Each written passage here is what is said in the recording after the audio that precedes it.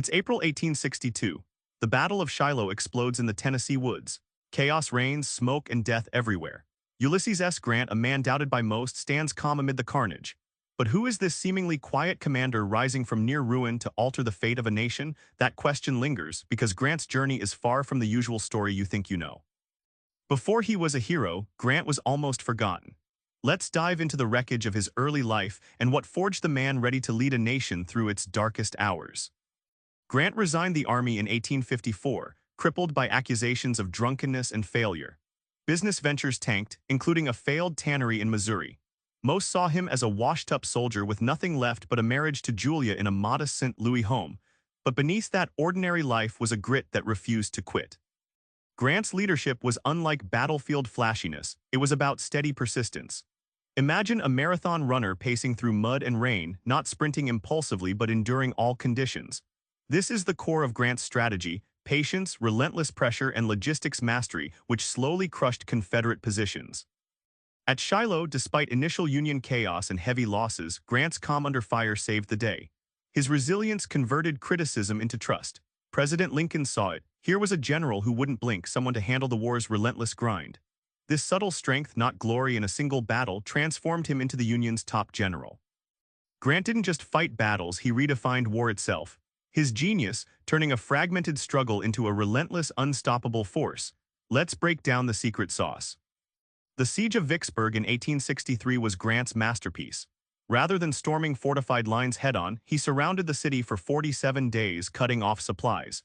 The Mississippi River was the key. Grant controlled it, squeezing the South's lifeline until they surrendered. This victory literally split the Confederacy in two. Grant's magic was in coordination, simultaneously pushing south, east, and west. Think of it as a symphony conductor ensuring every instrument plays in perfect harmony. While Sherman marched on Atlanta, Grant tied down Lee in Virginia, making the Confederates fight on multiple fronts with stretched resources. To Grant, winning wasn't about grand moments but wearing down the enemy. Picture a boxer who keeps landing punches steadily, refusing to rest until the opponent collapses. This grim, exhausting approach broke Lee's army and ultimately brought the war to an end. Grant's command wasn't just military. As president, he fought battles of another kind: politics, justice, and personal ruin. How did a war hero handle peace? Grant's presidency, 1869-1877, was mired in scandals. His own staff swindled millions. Yet he remained personally loyal, often blind to betrayal around him. This dilemma was like a captain steering a ship through a storm while some crew secretly drilled holes beneath decks, a painful test of trust. Unlike many politicians of his era, Grant fought fiercely for Black Americans' rights. He fought the Ku Klux Klan's terror with the Enforcement Acts, deploying federal troops to restore order. Frederick Douglass hailed him as protector of my race.